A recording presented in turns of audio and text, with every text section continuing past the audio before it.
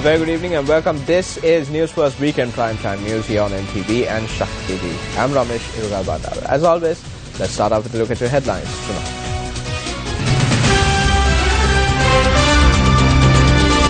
UNHRC resolution will not harm the country, a statement from the President. Fast by inmates with suspected links to the LTTE. Prime Minister Ranil Wickremesinghe meets his Singaporean counterpart. Landslide warning issued to 7 districts extended, a warning from the Department of Meteorology. On to our first story tonight. The Pibidemu Polonnaruwa District Development Project commenced in Aralagangwila today under the auspices of President Maithripala Sirisena.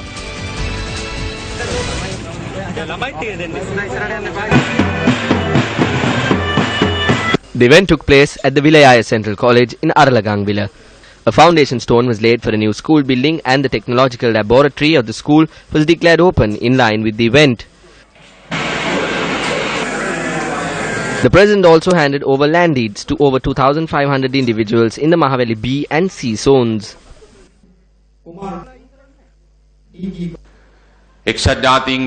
As a new government, we were able to change the more serious attitudes that we would have had to face through the United Nations Human Rights Council.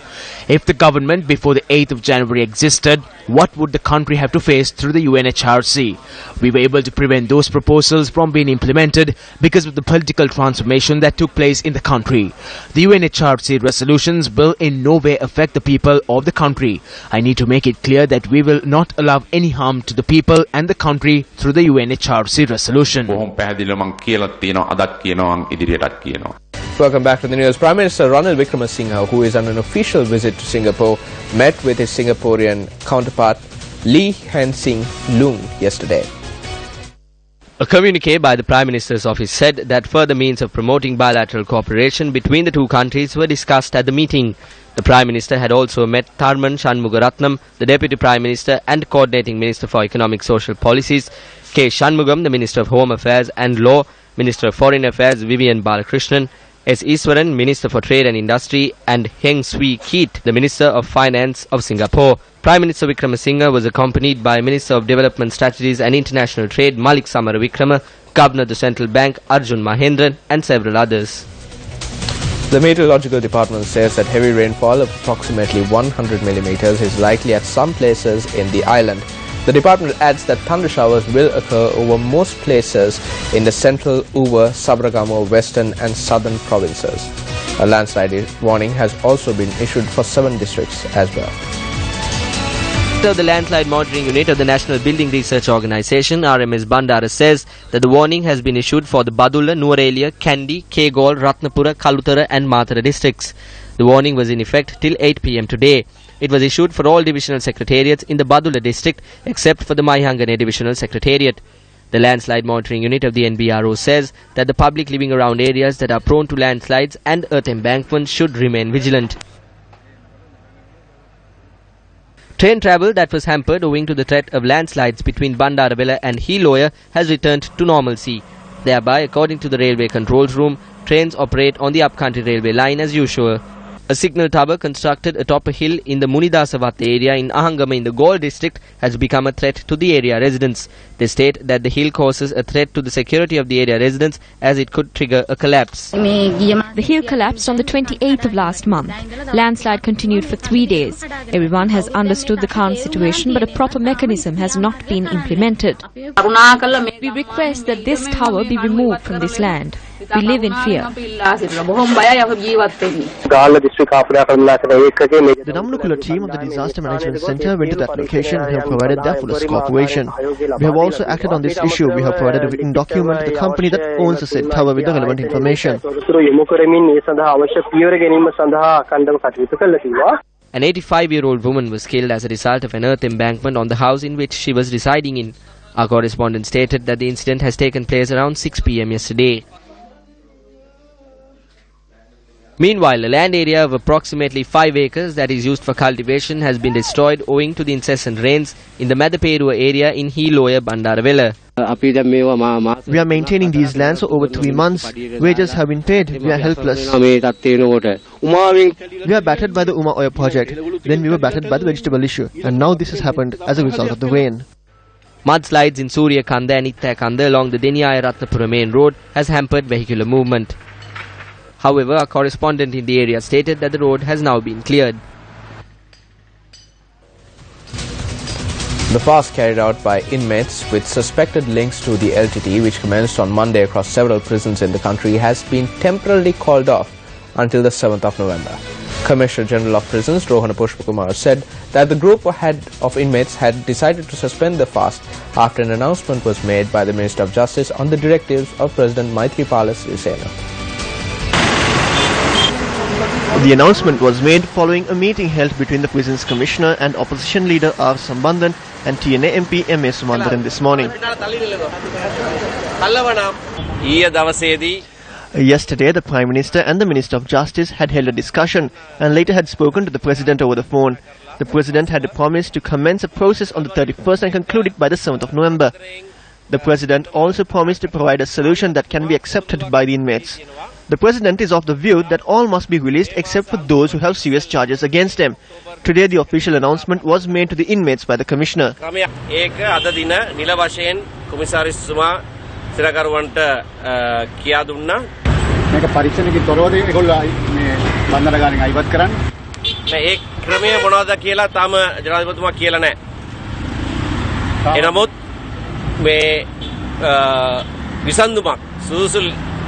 විසඳුමක් ලබා දෙනවා කියලා කියා සිටිනවා. ඒ විසඳුම ඉරේ ඉන්නේ කට්ටිය අරින්න ඕන. ඒගොල්ලන් ගෙදර යන්න ඕන. JVP ට පුනේ විදියට මේක වෙන්න ඕන. හරි.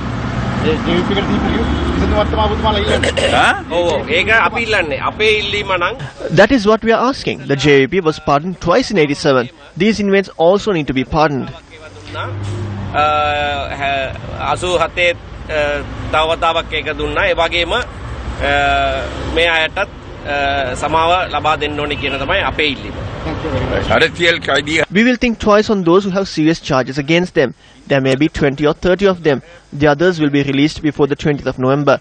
They have said that they will call off their fast, and if the government does not keep its promise, they will commence the fast again after the 7th. The President is of the stance that the Tamil prisoners must be released. We have faith in him. You too must have faith in him. Minister of Justice Vijaydas Rajapaksa said that a solution will be provided in the coming 2 weeks. I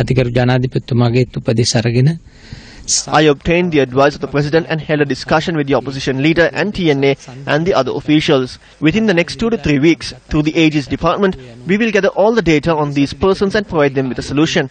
We inform them as well on this. Inmates with suspected links to the LTTE commenced a fast on Monday across several prisons in the country, urging that they be released.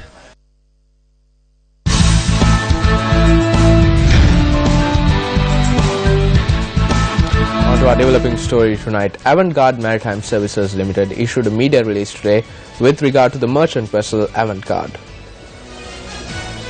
The media release was issued bearing the signature of the head of the Secretariat of Avantgarde Maritime Services, retired Major General Rohan Kaduwela. According to the media release, the merchant vessel Avantgarde had set sail from Colombo to the Red Sea on the 7th of April 2014 with the approval and authorization of the respective authorities in the government. It adds that the accountability of weapons in this process was with the staff attached to the Rakna Arakshaka Lanka Limited. According to the media release, the deriding rhetoric in Sri Lanka had cast a shadow over the stability of its business and adds that this has caused many clients to take business with Avantgarde elsewhere. The release notes that when the ship left the Red Sea, the PMSC local agent had submitted a request and it has entered a wrong name as the captain of the vessel. It goes on to say that as arrangements were made to withdraw the floating armoury in the Red Sea and return to Sri Lanka, it had kept all relevant authorities including the Ministry of Defence and the Sri Lanka Navy informed of it, and adds that the contention of the Sri Lanka Navy that it was unaware of the vessel was in the least preposterous.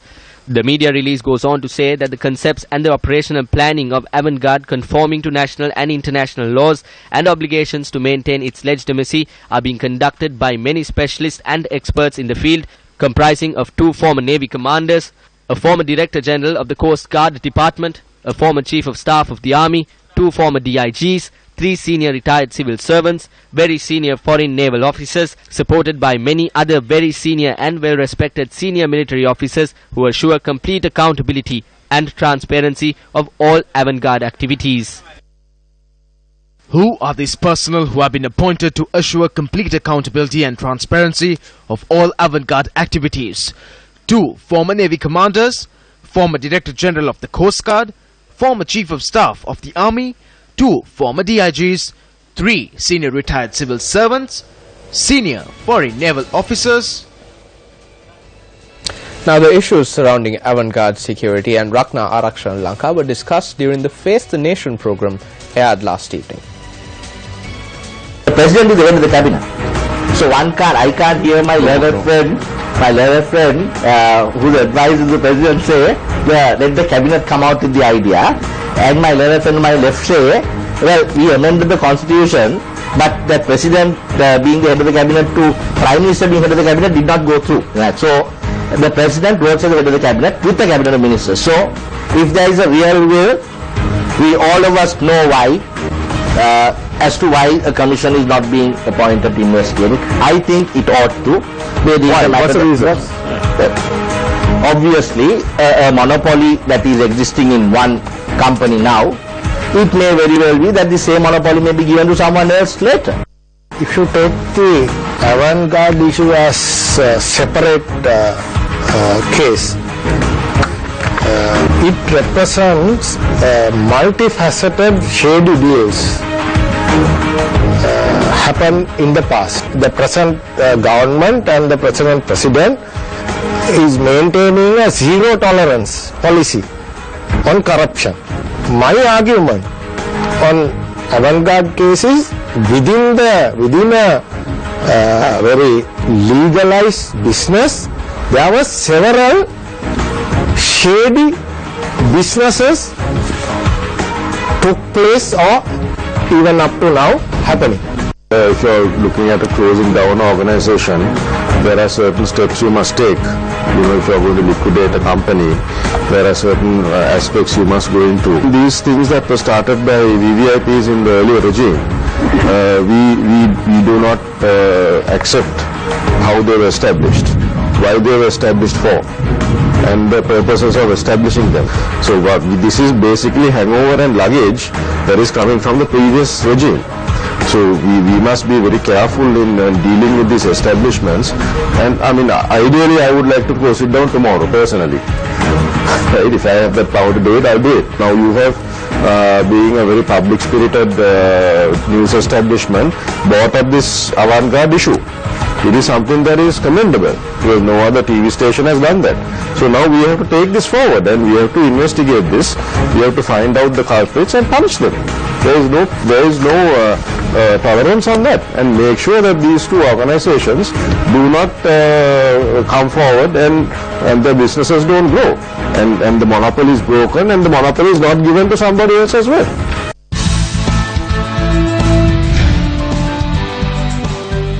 This could be your child. Let's protect them. For the happiness of our children, News First has undertaken an initiative aimed to ensure the protection of children and to create a better future for them. This island-wide awareness campaign, organized by News First together with the Ministry of Law and Order and Prison Reforms, entered its 13th day today.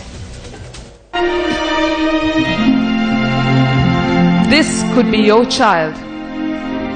Let's protect them for the happiness of our children.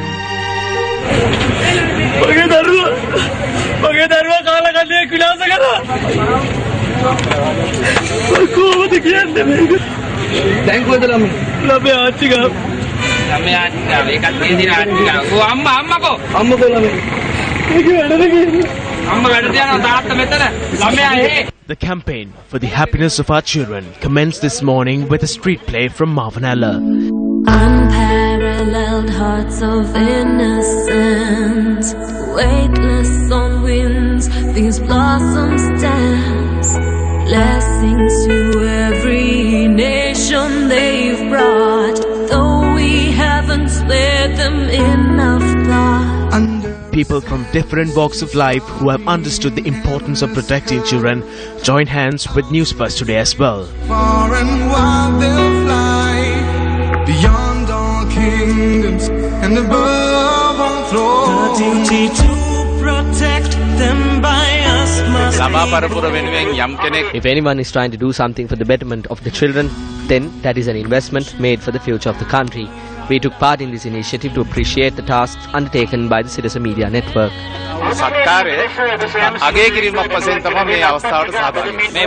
The lack of understanding among the masses was the main reason for the rise of crimes against children in the past. In my opinion, this is an important program.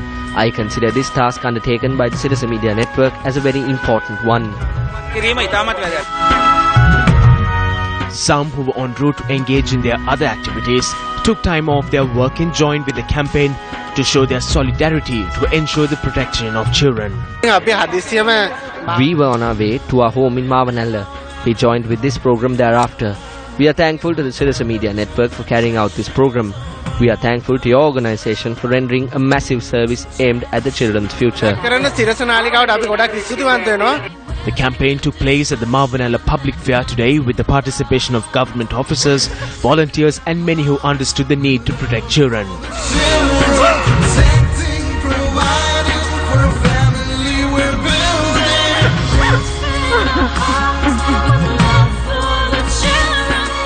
මල්වගේ දරුවෝ ඇත්තටම අසරණයි මොකවත් නොදන්න කට්ටිය අවංකව මේ වගේ මිනිස්සුන්ට දැඩි දඬුවම් දිය යුතුයි කියලා මම තරේ කියනවා. ඒ වගේ තවත් කොච්චර මල් කැකුළු අපේ රටේ ඉන්නවද?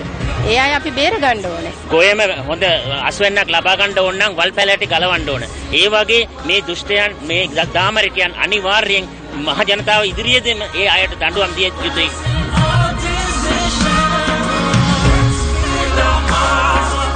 We need to be thankful to the Citizen Media Network for carrying out this awareness program and educating the masses on child protection.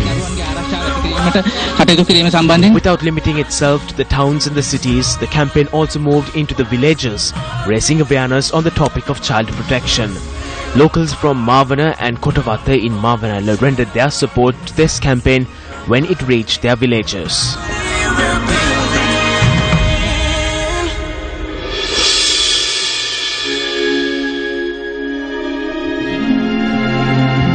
This could be your child. Let's protect them for the happiness of our children.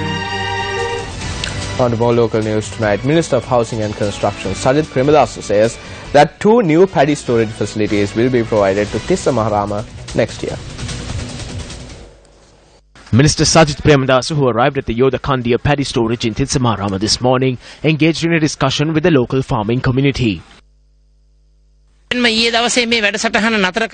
Yesterday had to cut short a program such as this. On Wednesday, I raised this matter in Cabinet, and with the blessings of the President and the Prime Minister, Cabinet approved to grant me 200 million rupees. We can reap a massive harvest, but there is no space to store them. I wish to make an announcement to the people of this district. During my next year, we will establish at least 2 paddy storage facilities in Tissa Maharama. State Minister Palitha Range Bandara expressed the following views at an event in Arnamaduwa. I witnessed a statement made by former President Mahinda Rajapaksa at the Presidential Commission of Inquiry. He said this is a political revenge and that the media does not air his comments. He's saying that there are more regulations than before. Lasantha Wickrematunge was assassinated. That is their media freedom. The Siath institution was set ablaze. There is their media freedom. E-News was set ablaze and Sirasa was set ablaze. Iknaligoda was abducted. Poddalajanta was assaulted. Lakmal from Lakbima was assassinated. The person who gave that form of freedom is speaking before the media and saying that there is no freedom at present.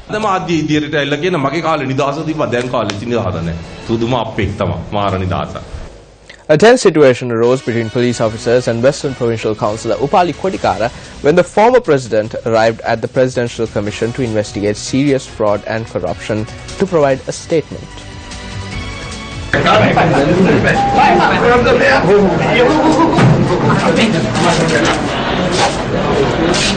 On the 23rd of September, this was the manner in which a policeman assaulted an individual in the Kahatagasti town.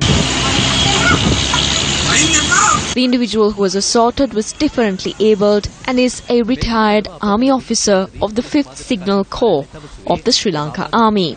Will legal action be taken against Councillor Upali Kodikara for obstructing police duty?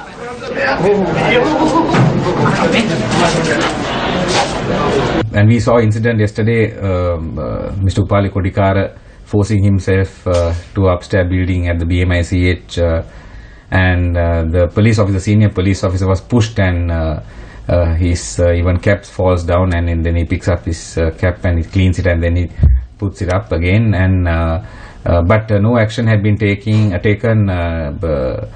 stating that they obstructed the police officer's duty, the senior officer's duty. But you see, in September there was an army officer which were assaulted by the police officers for not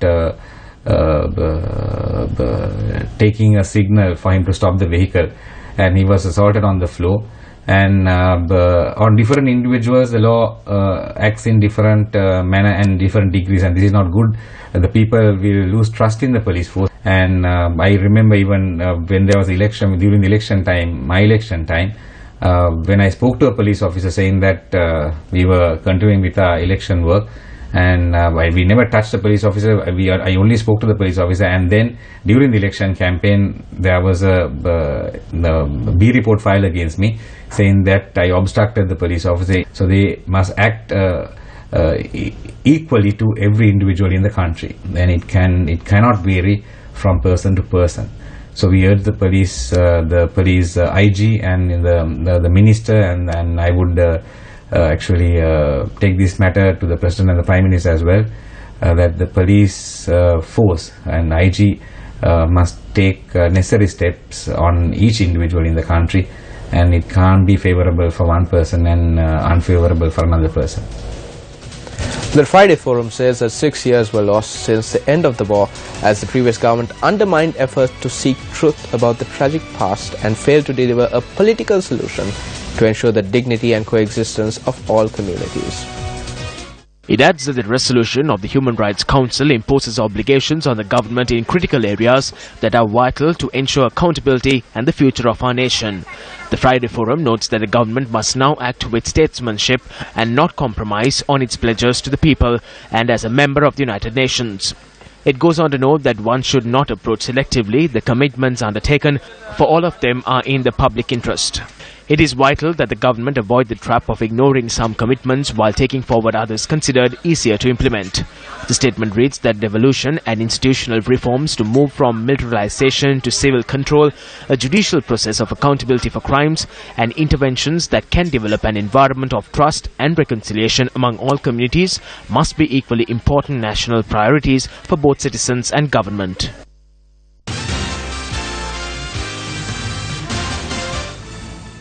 On the business news tonight, the Pathfinder Foundation says that the only way to rejuvenate the loss-incurring state-owned enterprises is to list them in the share market. Executive Director of the Pathfinder Foundation, Lakshman Sirivardhana, says that such listed enterprises have shown successes.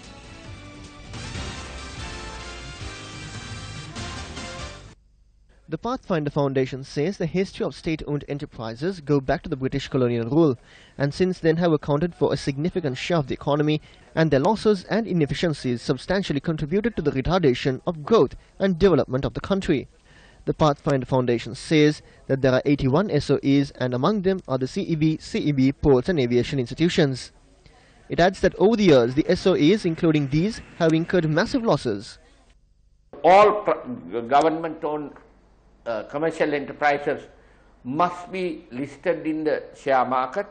It will provide a transparent transaction method which will also generate the highest possible market return on investment to the government based on the market conditions, and at the same time it will relieve the state or the government to do their core function, perform their core functions more effectively.